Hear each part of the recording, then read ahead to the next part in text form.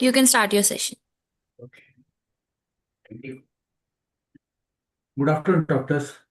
Welcome to this webinar on the role of Oseltamivir in flu management. As you all know, doctors, this webinar is brought to you by Hetero Healthcare, an innovative pharmaceutical company.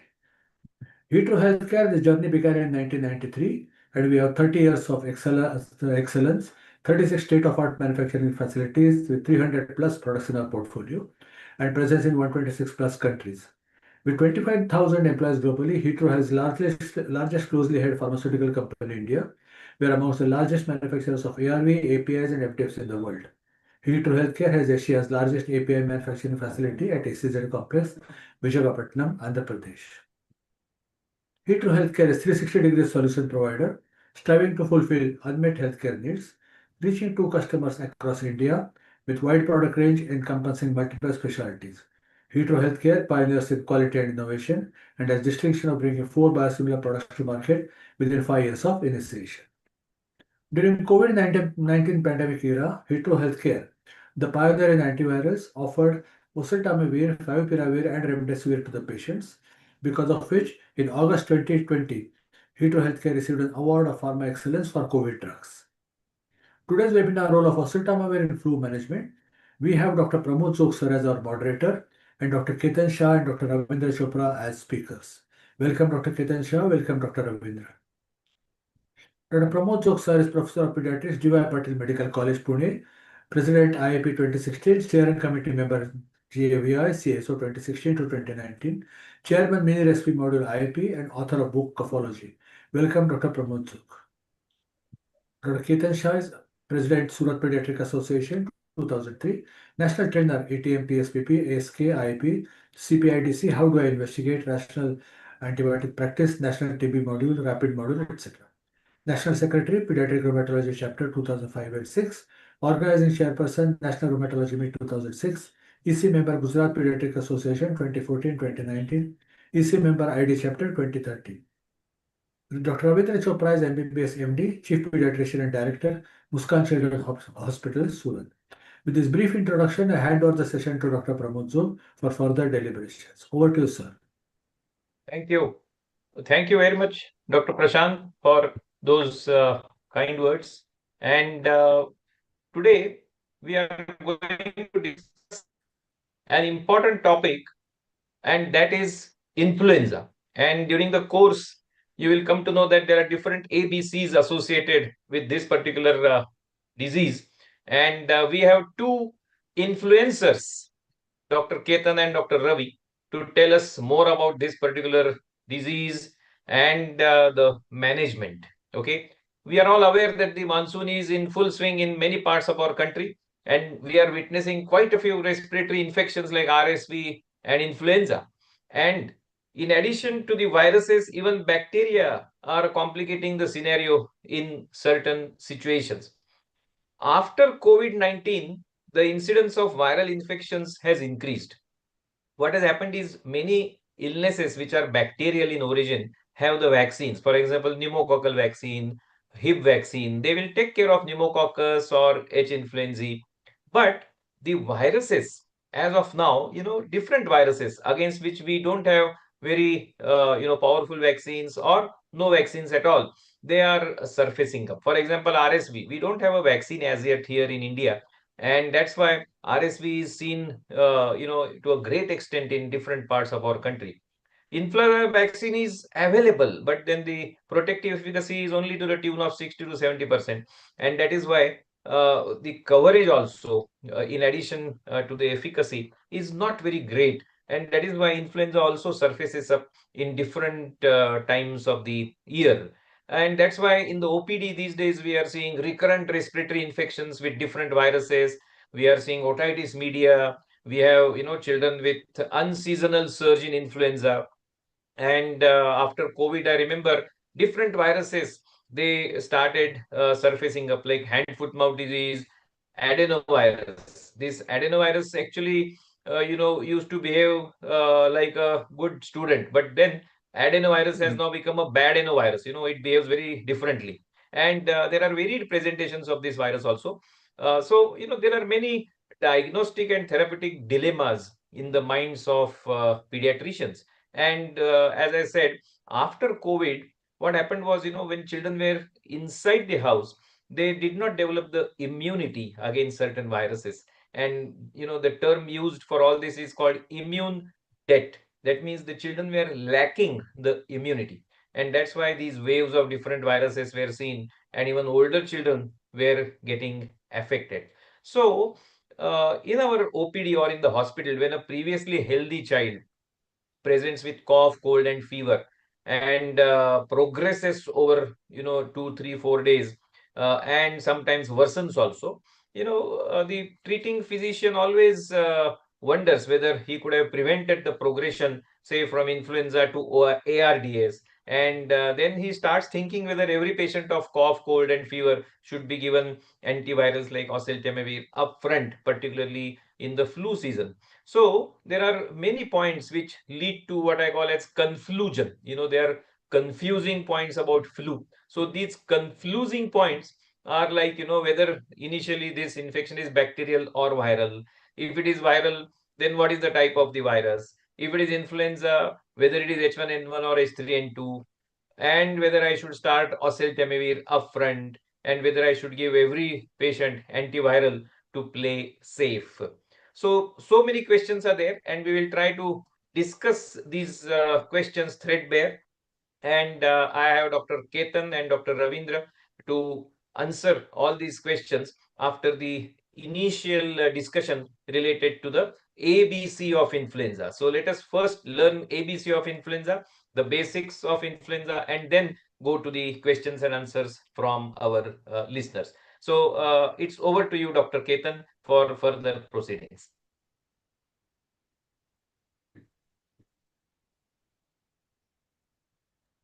Yeah, you are on. Thank you. Yeah, thank you. Yes, yes. Yeah. Thank you, Dr. Jog sir, Dr. Prashant, Dr. Ravi, Hetero team, and the listeners. It has been a great opportunity to see Dr. Jog sir with us. Dr. Jog sir has been always mentor to many of us, and he has been the past national president with a very good sense of humor. Sir, regards to you from me and Ravi, and we'll go to the topic.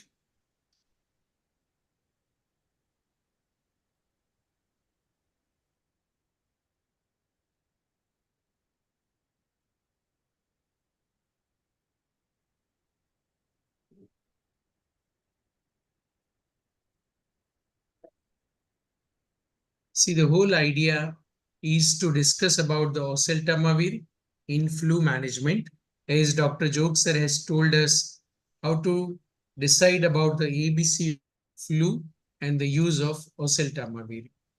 Usually in the monsoon, we get a lot of challenges, dengue, malaria, which is nowadays less, but the respiratory virus illnesses are very common in monsoon.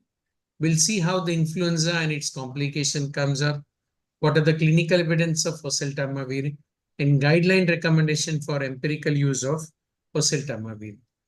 The healthcare related challenges in monsoon are influenza-like illness, H1N1, and severe acute respiratory illness, as well as COVID.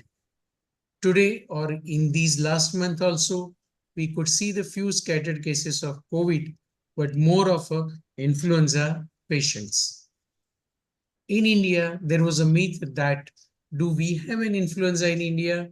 In which season it comes, and what is the correct time to vaccinate? We have authentic evidence that influenza does exist in India. This is the graph taken from Purple Book of Indian Academy of Pediatrics. All pediatrician knows that Purple Book is a Gita for vaccination and vaccine preventable disease.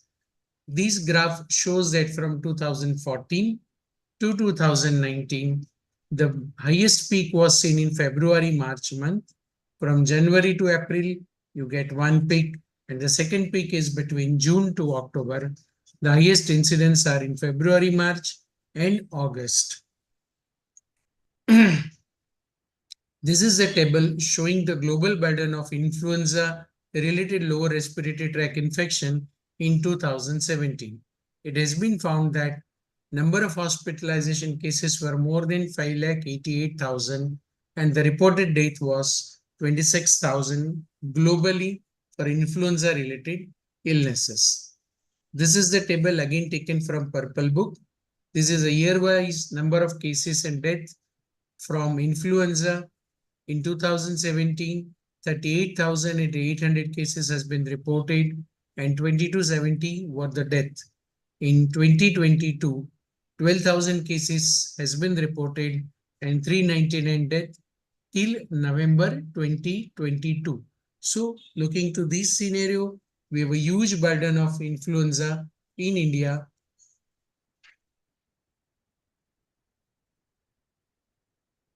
The 5 to 10% of all ARI are due to influenza in India. 10 out of 100 child per year, they suffer from influenza. There are different studies which had shown that out of 1,000 children, 178 to 180 children per year below 1 to 2 years are affected by the influenza-like illness. And influenza-associated respiratory infections are seen in 33 to 44 per 1,000 children per year. In 2009 pandemic, almost 2.8% cases were pediatric patients positive for influenza. And in 2015, up to March, more than 30,000 positive cases and 1809 death has been reported. So we do have evidence to show that influenza does exist. In central India, it is in July to September. Southern India, it is September to November. And winter and monsoon peak occurs in India. The pattern of circulating strain also varies from one year to another year. This is again a graphical representation of influenza in India. The last line is of 2019. We can see that from 2015 to 2019, the cases has increased. In 2019, 28,000 cases were reported and the death in 2019 were more than 1,200. So by these statistics data, we know that influenza does exist, but there is one concrete study which has been done in Chennai. Dr. Ravi, can you highlight about this study? Over to you, Dr. Ravi. Thank you, Dr. Ketan.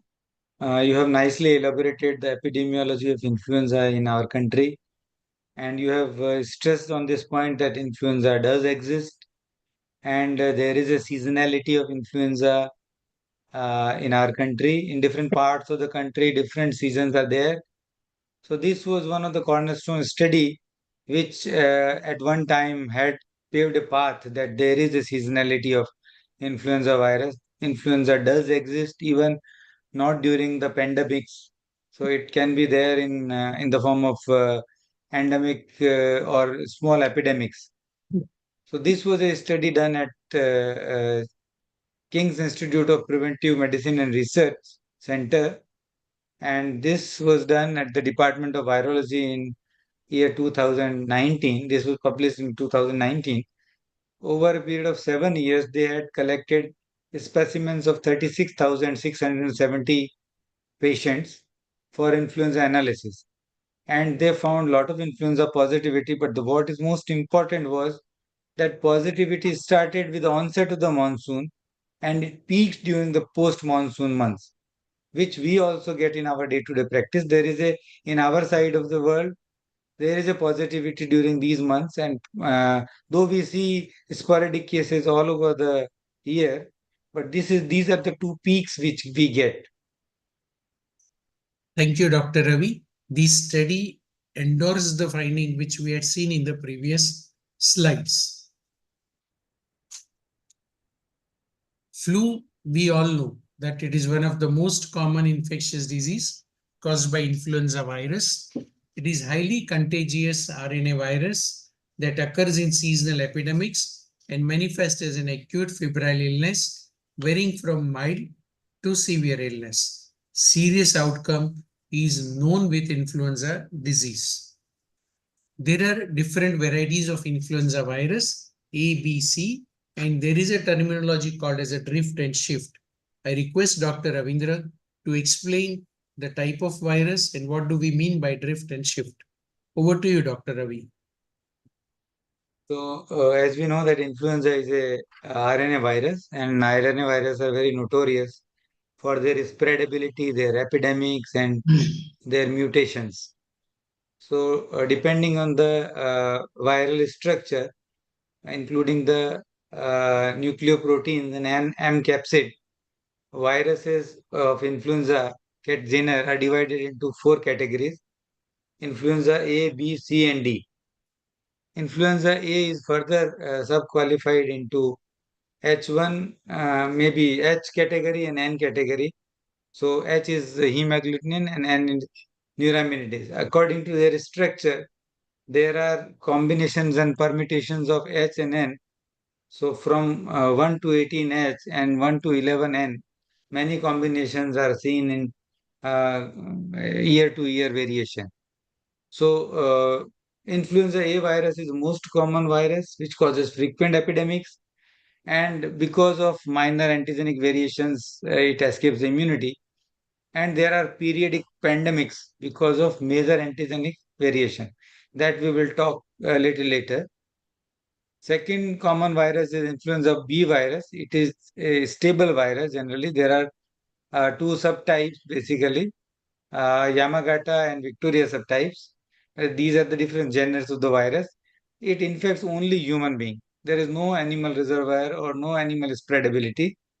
And this virus causes local epidemics. Time to time, we do see many cases of influenza B in pockets.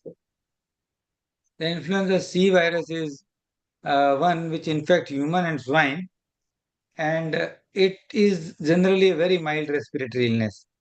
So it generally is not encountered in day-to-day practice or maybe missed, and only for research purpose maybe we can see. We are not picking it regularly, and it does not cause any epidemics. And influenza D virus is a virus of animals.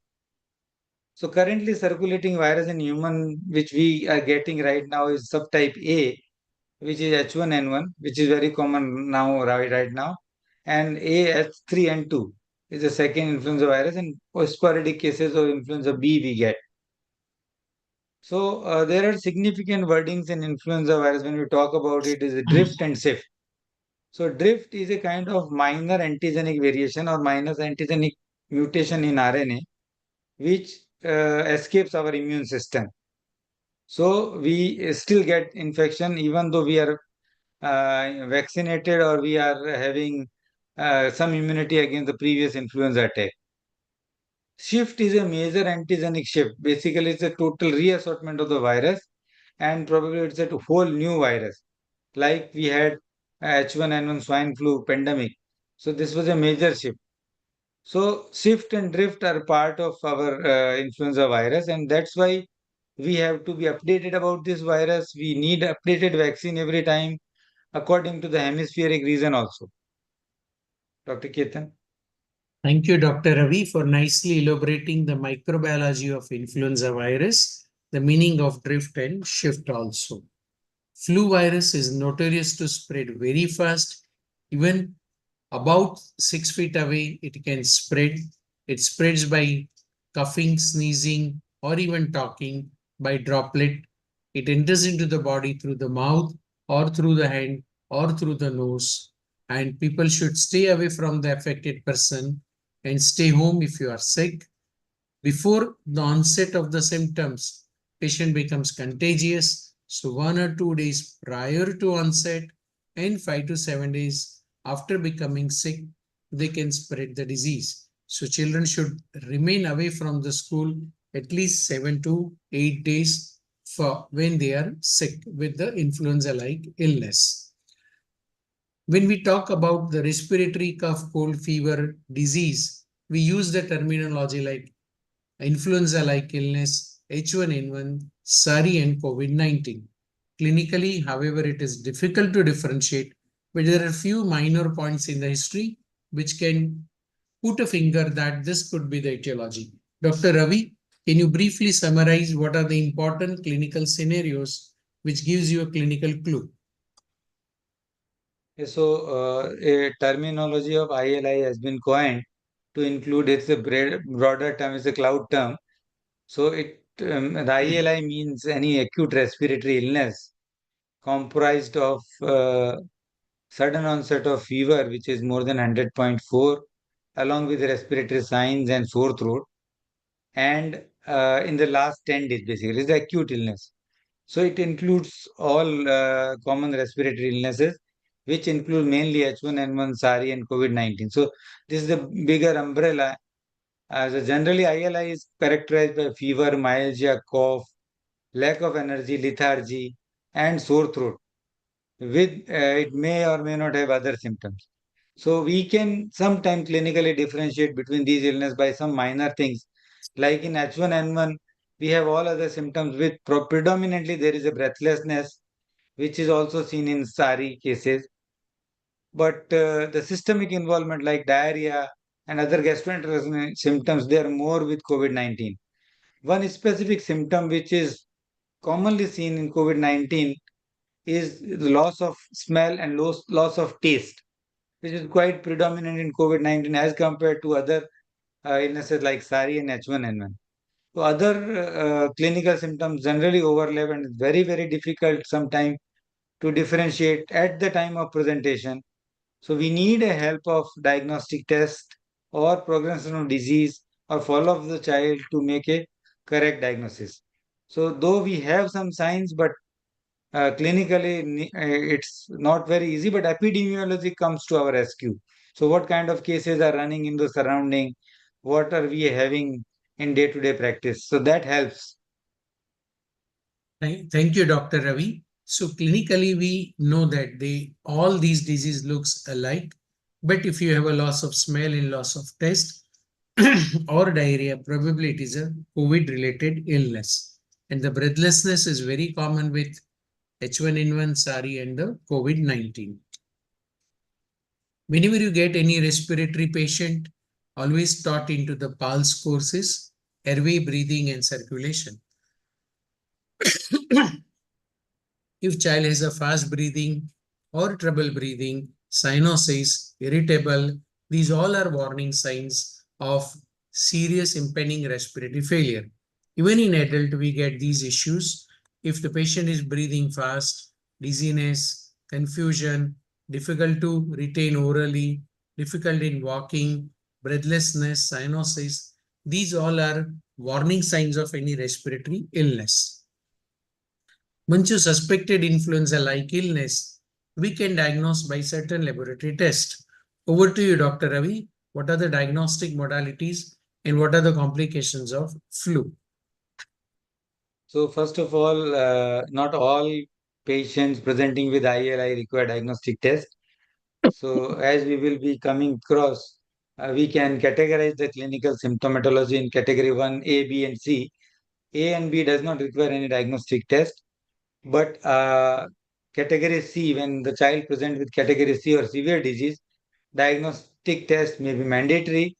And the common diagnostic tests are a rapid antigenic test, which is nowadays almost obsolete, which we used to do previously, but it is non-specific and non-standardized.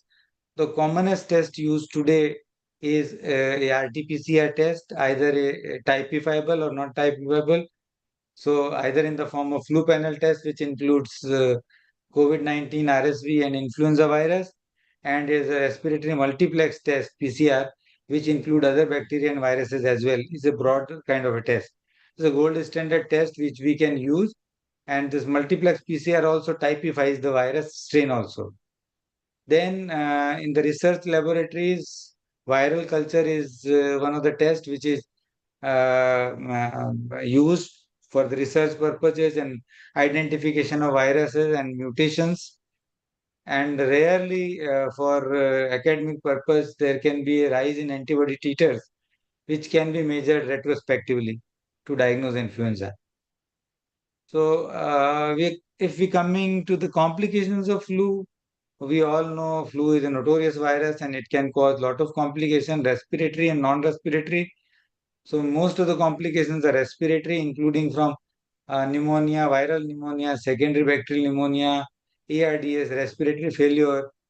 And then other respiratory involvement, like in the form of croup or laryngitis, sometimes can be there. Then as adjacent respiratory tract may be involved sometime in the form of otitis media, which we very commonly see after influenza or during influenza virus. And other complication like sinusitis can also be seen post-influenza. Then other systems like cardiovascular system can be involved in the form of myocarditis, which sometimes can be seen.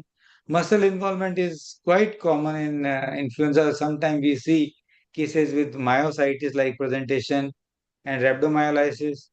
Then other complication like in children, there can be exacerbation of nephrotic syndrome, and child who are on immunocompromised therapy, there can be severe disease and SARI-like presentation.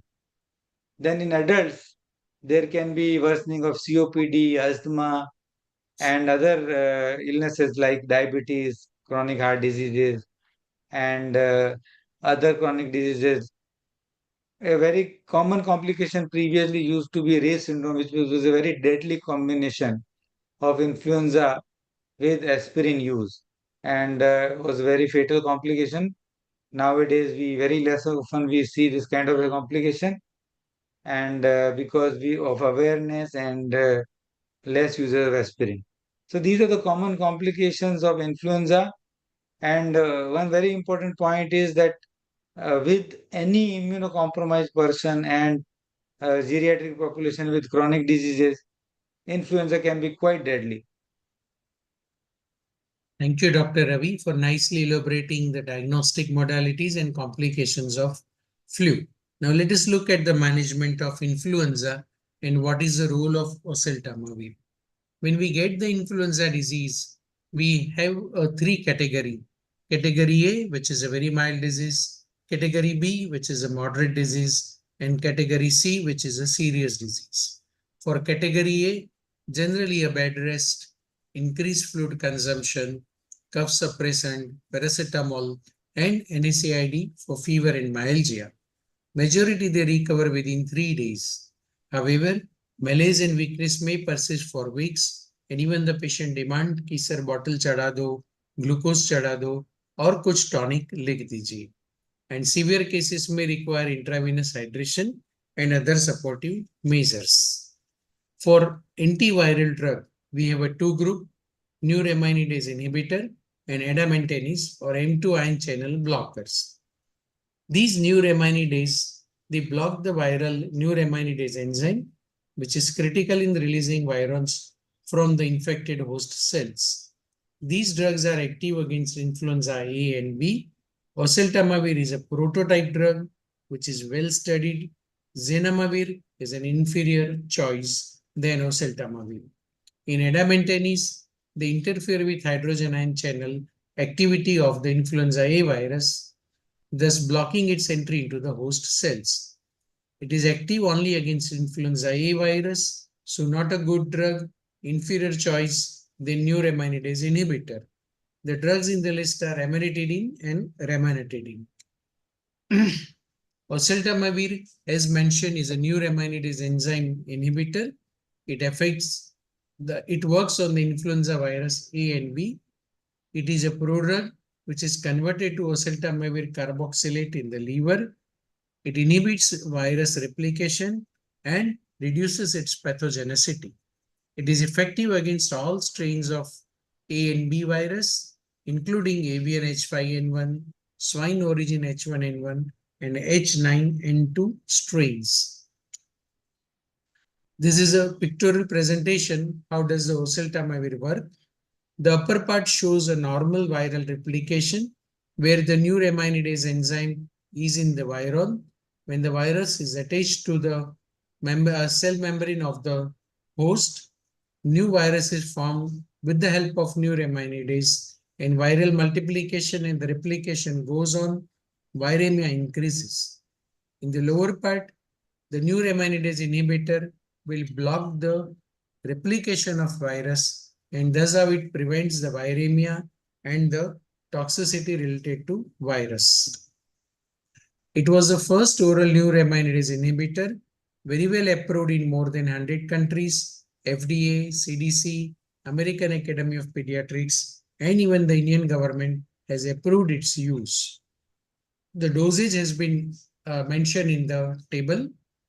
It is available in 75 milligram capsule, and the syrup has a 12 milligram per 1 ml dosage.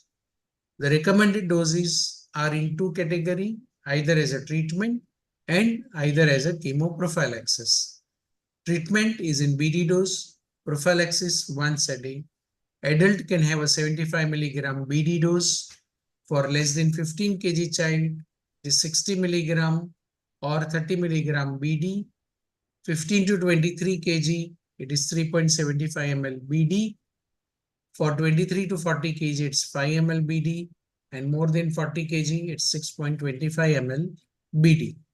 An infant who is 2 weeks to less than 1 year of age, the recommended dose is 0.25 ml per kg. It is a very safe drug, can be used in the 2 weeks old child also. The recommended duration for post-exposure prophylaxis is 10 days, and the recommended duration for community outbreak is up to 6 weeks, and in immunocompromised, it is up to 12 weeks. However, early initiation of the oseltamivir is very important for its good outcome. So after learning the pharmacokinetics, epidemiology, signs, symptoms, let us have a case deliberation by Dr. Ravindra. Over to you, Dr. Ravi. So these are the live cases scenario which we had encountered in our day-to-day practice.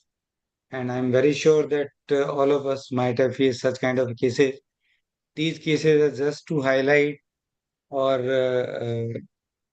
make us aware that what kind of influenza we do have and how to treat it. So this one case, these are all this year's cases. This was Ishani, 6.5-year female child, resident of Vesu, Surat. The child was immunized for routine immunization, including routine childhood vaccination, but had skipped influenza vaccination for the past 2 years. Child presented with fever, high grade, 103 to 104 degree Fahrenheit. There was cough and cold for 2 days, and throat pain, which was quite severe for the last 24 hours. Before presenting to the hospital, child had started having breathlessness. So they rushed to the hospital. There was no significant past history or family history of similar illness, though according to mother, there were few kids in the school, they were ill.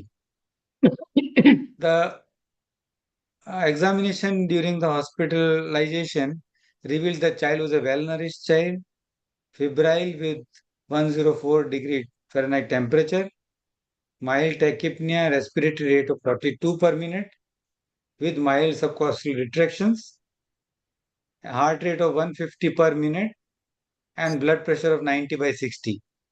Child was maintaining a saturation barely 93-94% on room air.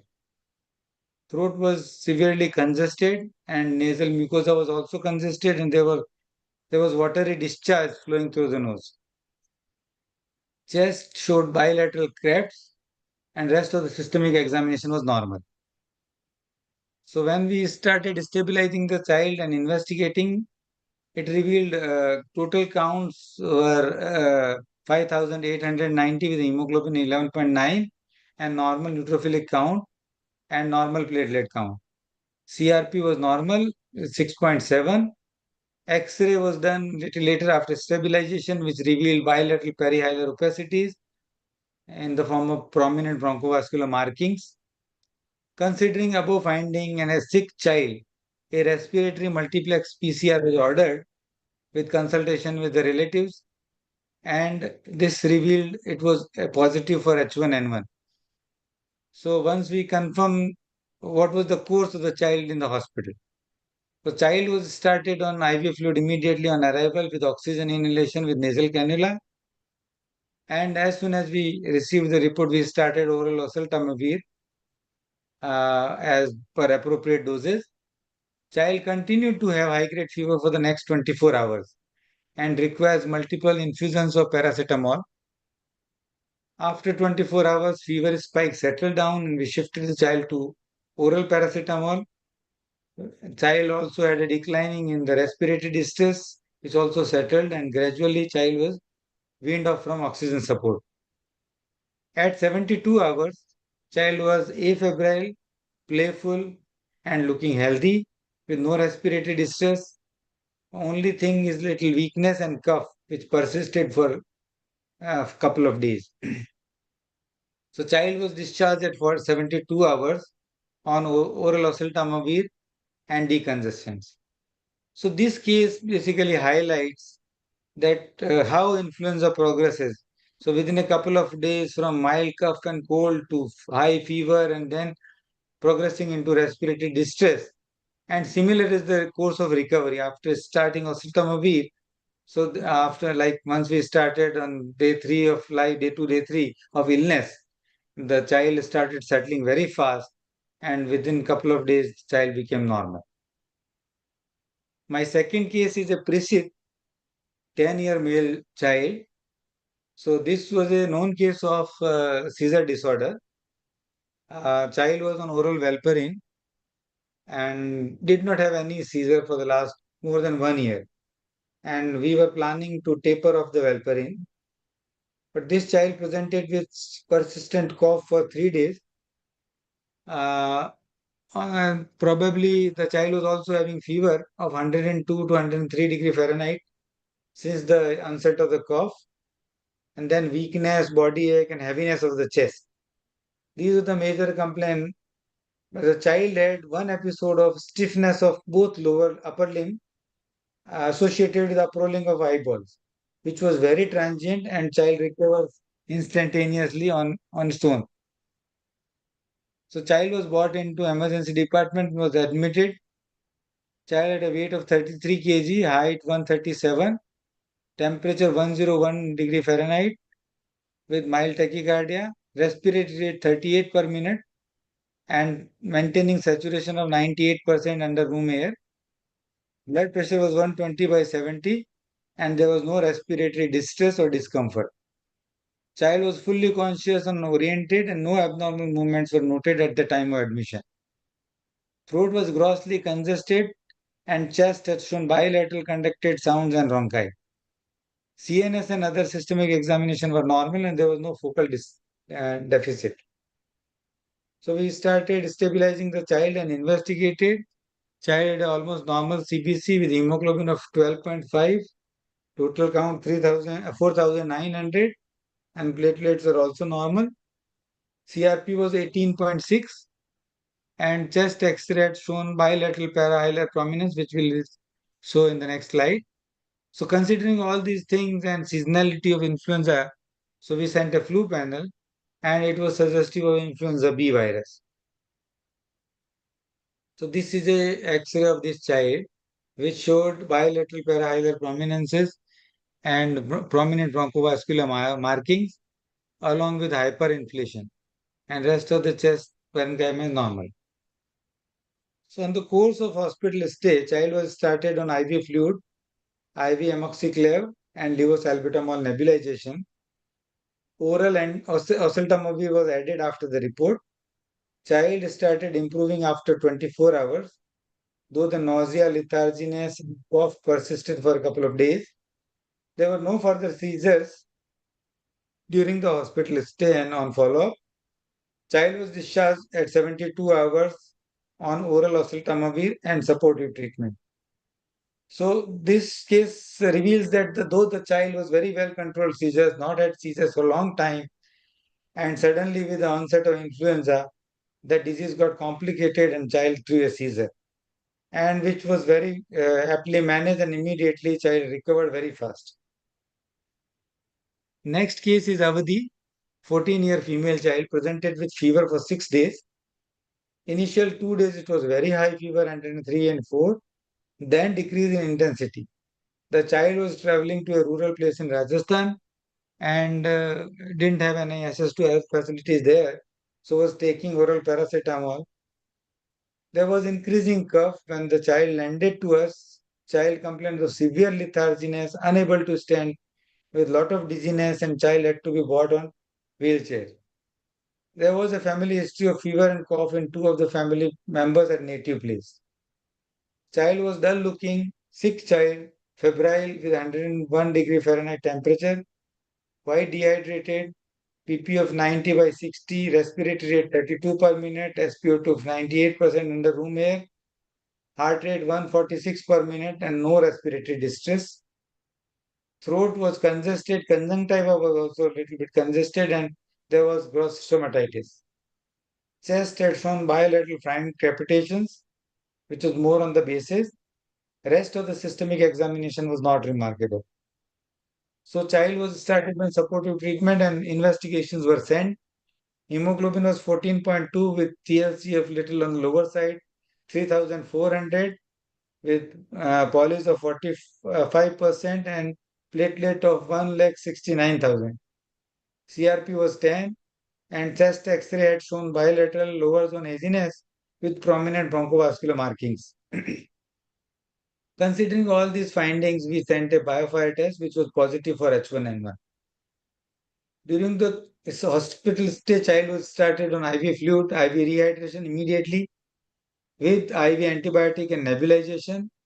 And once we confirmed our report with the biofire, we added Oseltamivir. So after rehydration, child showed significant improvement in general condition.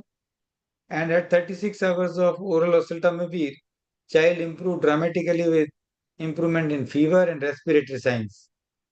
And hence the child was discharged after 3 days of oral medication.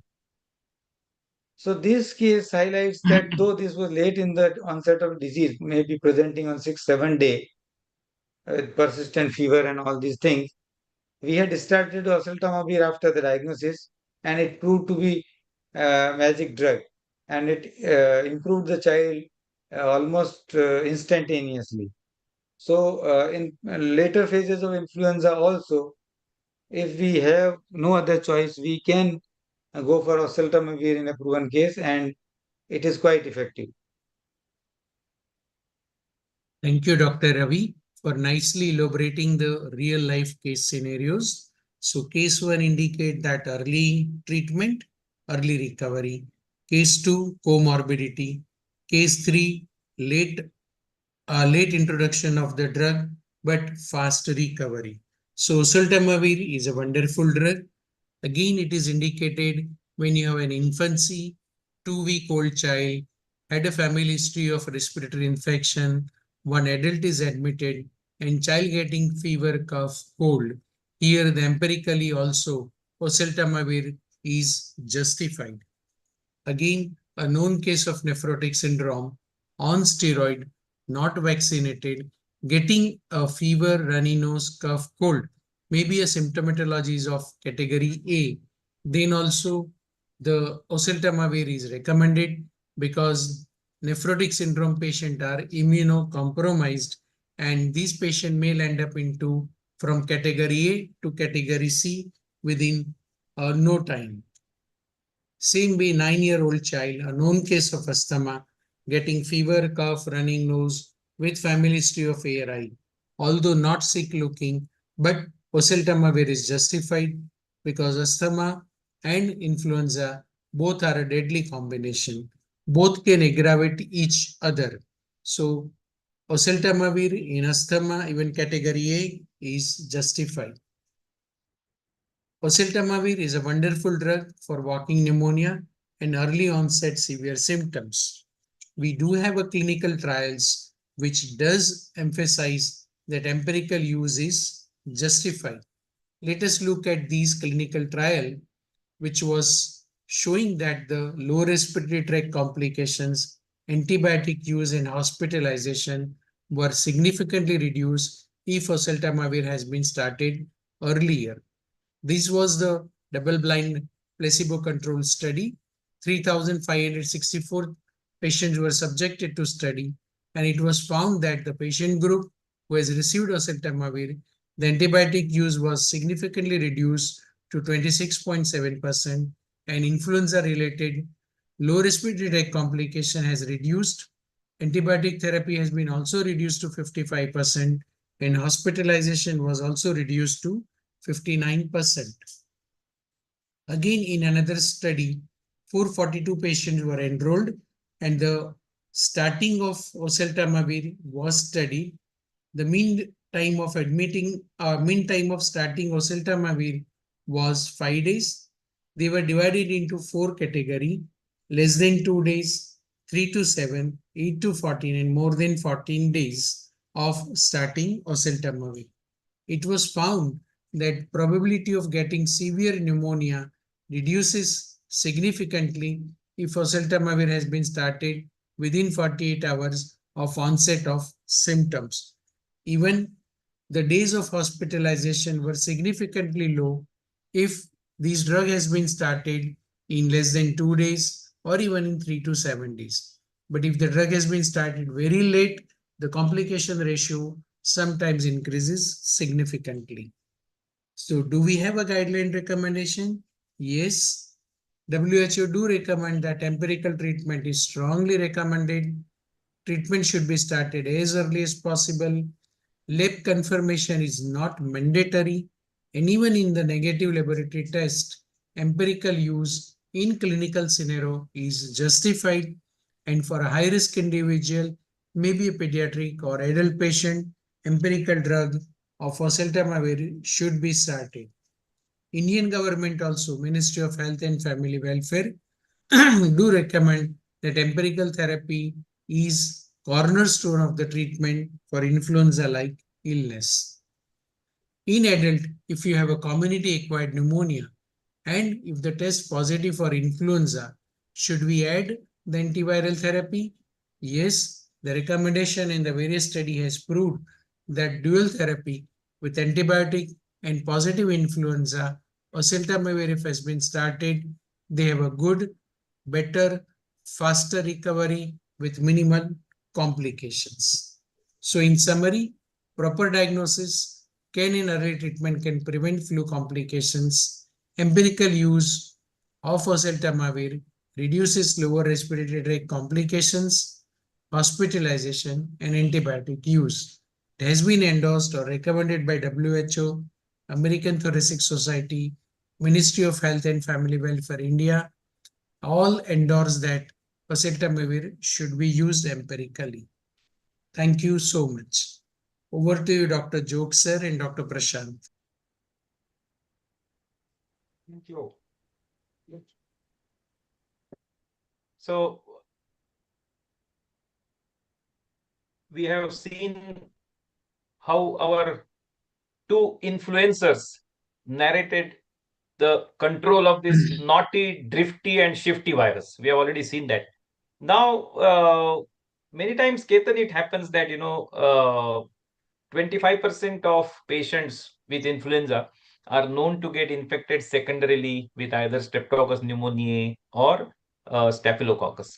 And I would like to know your views about use of antibiotics and antivirals in a child with respiratory infection. So usually the viral respiratory patient, they come with viral symptomatology. On day 1 or 2, they would have a high fever, running nose, watering of the eyes, throat congestion, and family clustering of the disease. If patient fits into category A, just a symptomatic treatment. If patient fits into category B, close observation. And if it is a high risk category, like immunocompromised child, starting of antiviral drug is justified. Category C, obviously respiratory distress. We need to admit them, we need to follow up them. If possible, getting the diagnostic test done, and then use of antiviral drug is justified along with antibiotic use also. Once the patient has an influenza disease, during the course of the disease or maybe after the course of the disease, they are likely to get the secondary bacterial infection. So any patient getting second peak of the symptomatology after 5 to 7 days of primary viral illness, we need to keep our eyebrows open for secondary strep or staph pneumonia in the patient. Thank you, sir.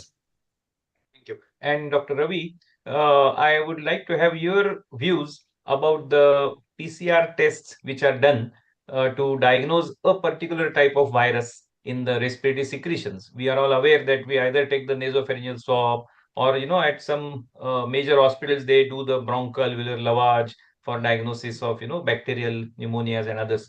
What is your opinion about the usefulness, utility of these tests?